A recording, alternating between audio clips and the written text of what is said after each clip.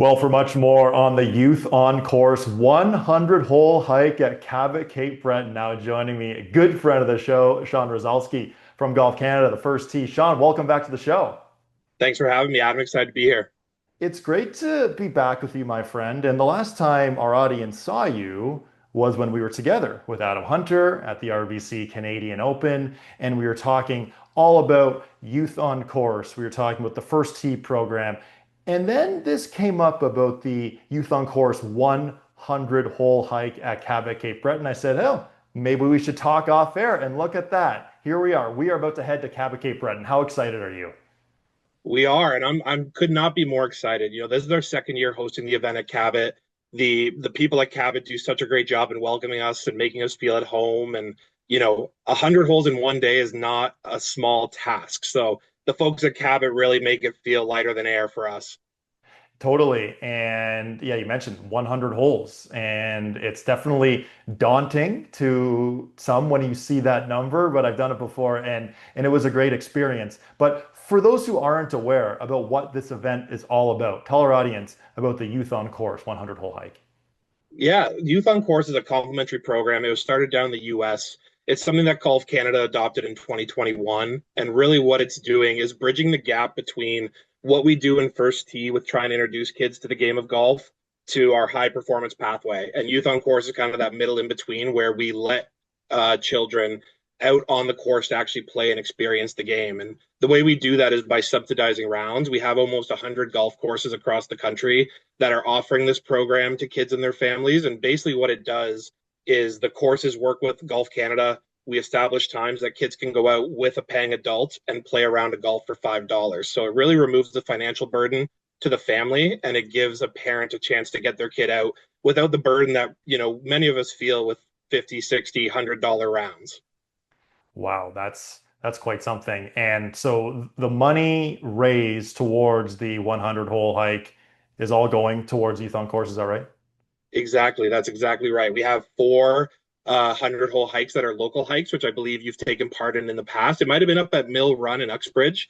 Maybe. I believe that's where it was, but Mill Run is hosting again this year on October 1st. And, they're a real believer in what Youth on Course is doing by trying to grow the game and make sure kids have a chance to get out there and enjoy the game that you and I and so many others love.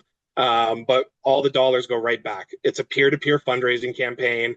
It's going out with your buddies and challenging them to some birdies, some bogeys, hopefully a hole in one or two, and trying to raise money to make sure that we can give back to this game that we all love. So it's for this incredible cause, and we're both going to be at Cabot Cape Breton of all places. And according to many lists, it's number one and number two, the Cliffs and the Links. But we're going to be doing this on the Nest, is that right? We are, yeah. So the Nest, for those that haven't been to Cabot, it's a 10-hole course. It's a shorter course. It's kind of a perfect fit for what we're trying to do. There's not a lot of steps in between holes so that we can conserve that a little bit. And the premier hike is really special. It's a 3-day event where we welcome everybody in on the first day. We have a welcome dinner, try to set expectations for the hike day. Cabot's been so generous to donate the Nest to our cause and make sure we can get more money back into the Youth on Course subsidies that we provide. And we take it on starting at 8:15 in the morning, and until that last person crosses their 100th hole, it takes a village. And so everyone that's taking part in the hike will be cheering each other on and making sure they're getting drinks, maybe changing some socks and some footwear throughout the day. But it's a great challenge, and there's not many better places to do it than the cliffs at Cabot overlooking the Nest. Oh, the views are mesmerizing. I've only played the Nest once, and it was in the dark a couple of years back. So I'm really looking forward to this. And I'm glad you mentioned some strategies because we're talking 100 holes, we're talking walking. And when I did this 4 years ago, yeah, changing socks was a big thing and Yep. conserving what you're actually carrying. Like I saw some people barefoot. I saw a couple of people just walking around with two or three clubs. Do you have any recommendations for me? Just like the high performance team, it's always important to sometimes scout where you're going to play. If there's one hole that you're like, hey, that's going to be a 5 iron hole, or, I only need my wedge here, there is some strategy to it. Some people last year, they just did a Sunday carry bag with 3 or 4 clubs, like you mentioned. Some people wanted their whole arsenal and they had a push cart and they just walked with that cart all day and had their speaker and a drink holder on it so that they could, enjoy themselves. But We've seen 2 years ago we had someone take on a challenge with hickory sticks. So the old clubs, the actual wooden ones, and they said to their community, if I get to this fundraising goal, I'll play 10 holes with only hickory sticks. And the community stood up, and it was pretty great watching them try to play with something that's not much more than a butter knife with how thin some of those irons were back in the day. Ooh, I'm getting more and more excited by the moment here. Now, in terms of the golf itself, I mean, our audience knows me as a very streaky player. Right now, the index is the lowest it's actually been, Sean, since 2020 at Okay. 1.6 right now, which is it's way too low. It's scary low. What do you think? Should we try to set an over-under for how many birdies I can make in 100 holes? Yeah, I think we need to. For those that haven't been, I think the longest hole is probably about 130 yards. The shortest is probably in that 60-yard range, give or take. So there's going to be some birdie hunting for sure. And where we should set you at, I don't know. I'll let you go first. Where do you want to put the over under at? I'm trying to think, like, is 12 and a half high? Is 12 and a half low? Like, I really don't know. I was going to give you more credit than that. I was going to put you up at least 18 and a half. Okay, It's the same 10 holes. You're doing 10 laps of the place. So you're that's going to fair. have a sense for the clubs, right? We're Yes, going to get you yes. dialed in on those first couple of loops. Okay, that's fair. Okay, I like your faith in me more than my faith in me. So we'll go with 8.5, the over/under for birdies, which is great. And I understand too, our friends from Team TaylorMade are taking part in some way as well. They are. TaylorMade's been a huge supporter, both in the US and in Canada, of what Youth on Course is trying to do. We part of the premier hike that we're doing, where all of our hikers are trying to do a peer-to-peer fundraising goal of raising $10,000.